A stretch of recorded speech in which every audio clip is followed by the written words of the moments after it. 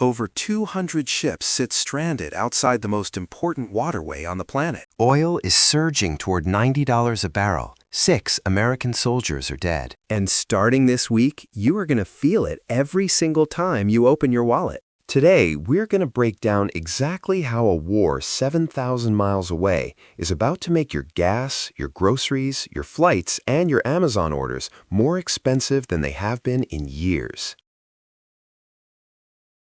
Let me start with something you will notice tomorrow morning. Drive to your nearest gas station. Last week, a gallon of regular sat just under $3. Right now, it is $3.19. By next week, GasBuddy projects it will be $3.35 to $3.35. That 11-cent overnight jump on March 3 was the biggest single-day spike in 3 years. And this is just the beginning, because the crisis driving it has no end date in sight. Here is what happened. On February 28, 2026, the United States and Israel launched a massive coordinated strike on Iran. They killed the supreme leader, Ayatollah Khamenei, who had ruled for 36 years. They destroyed the Revolutionary Guard headquarters. They eliminated the defense minister, the IRGC commander-in-chief, and dozens of senior military leaders. CENTCOM reported striking over 1,250 targets in the first 48 hours alone, and sinking more than 30 Iranian ships. But Iran did not collapse. Iran hit back hard. Missiles slammed into American bases across 5 Gulf nations: Qatar, Kuwait, UAE, Bahrain, all targeted. A drone evaded air defenses and killed 6 U.S. soldiers at a command center in Kuwait. 18 more were wounded. And then Iran played its most devastating part. They effectively shut down the Strait of Hormuz. This is a narrow waterway, only 33 kilometers wide, that carries 20% of the world's entire oil supply and 25% of all liquefied natural gas trade. Every single day, 80 tankers and 20 million barrels of crude normally pass through it. As of this week, tanker traffic has collapsed by 92%. At least 4 tankers have been hit by drones. Major shipping companies have suspended all operations through the strait. Now, let me translate that into your daily life, because this is not just some abstract geopolitical crisis. This is going to hit your routine in ways you will physically feel. Start with your commute. If you drive 30 miles round trip to work, that extra 30 cents per gallon means roughly $25 to $40 more per month just getting to your job and back. If you drive a truck or an SUV, double it. And analysts at JP Morgan warn oil could hit $120 a barrel if this drags on, which would push gas toward $4.50 or higher, levels we have not seen since the post-Ukraine spike. Now think about your grocery bill. Every item on every shelf at your local supermarket arrived there on a diesel-powered truck. The USDA already projected food prices would rise 3.1% in 2026 before a single bomb fell on Tehran. A 30% oil price spike historically pushes grocery costs up an additional 10 to 15% within months. That gallon of milk, that bag of apples, that pack of chicken thighs, every single one gets more expensive because the truck that delivered it burns diesel that now costs significantly more. Picture your weekly grocery run going from $180 to $200 or more by summer. Not because of a bad harvest, because of a war.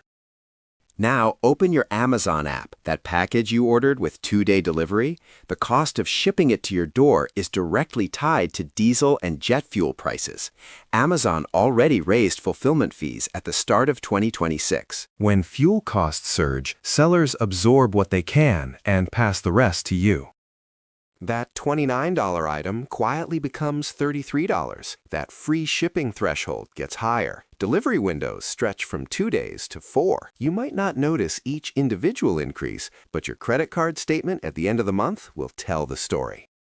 Planning a summer vacation? Forbes reported that airline stocks immediately tumbled after the strikes.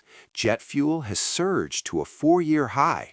Fuel accounts for 20 to 30% of an airline's operating costs. One Australian analysis projected short-term travel costs could spike by as much as 80% due to rising fuel prices and Middle East airspace closures.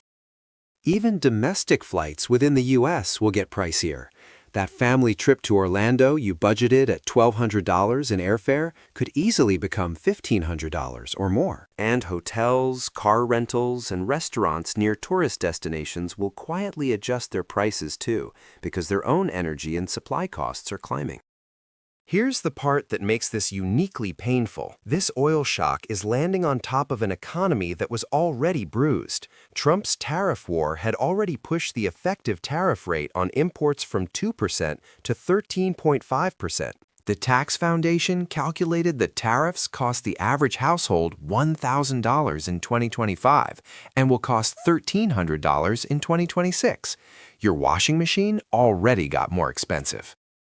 Your car already got more expensive. Your building materials already got more expensive. And now energy costs are spiking on top of all of that. You are being squeezed from both sides simultaneously. Higher prices from tariffs on one end, higher prices from an oil shock on the other, and your paycheck has not changed. This is what economists call stagflation, and it is the nightmare scenario for the Federal Reserve.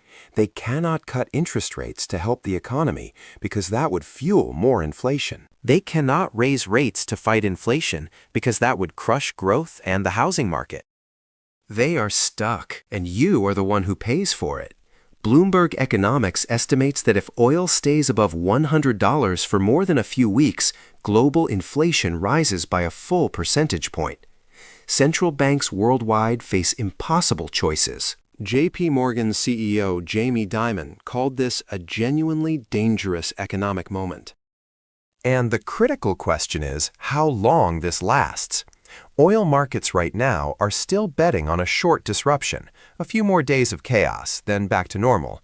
But every signal on the ground says otherwise. Iran is choosing a new supreme leader, with reports indicating Khamenei's own son is the frontrunner. The institutional system is not collapsing. The IRGC still has 200,000 personnel and enough drones and anti-ship missiles to keep Hormuz dangerous for months. All it takes is one drone hitting one tanker to make every insurance company in London shut down the strait again. The U.S. has offered naval escorts for ships willing to attempt the passage. Almost no one has taken them up on it. Even if a ceasefire happened tomorrow, the damage is already locked in. Oil prices do not drop the moment bombs stop. They drop when shipping companies feel safe again, when refineries are repaired, when insurance markets stabilize. That takes weeks at minimum. The gasoline you pump next Tuesday already reflects crude purchased at today's elevated prices. The diesel in the truck delivering your groceries this weekend already carries the war premium. The inflation data the Fed will review in April and May already contains the early fingerprints of the shock. So here is where you stand right now. You are caught between two economic storms with no shelter. A tariff war that has been grinding your purchasing power down for over a year, and an energy crisis that just detonated on top of it less than a week ago. Neither has an expiration date. The tariff fight with Canada, China, and Mexico continues to escalate. The USMCA trade review in July could unravel North American commerce. And this war shows every sign of lasting longer and costing more than anyone in Washington initially projected. The question no one in power wants to answer honestly is who pays for all of this. You already know the answer. You do. At the pump, at the register, at the airport, in your utility bill, in your 401k balance. None of it appears as a line item on a government invoice. It is an invisible tax spread across every transaction you make, every day, for as long as this lasts. And sitting here on March 6, 2026, with Hormuz paralyzed and oil climbing, there is only one honest conclusion. It is going to get more expensive before it gets cheaper.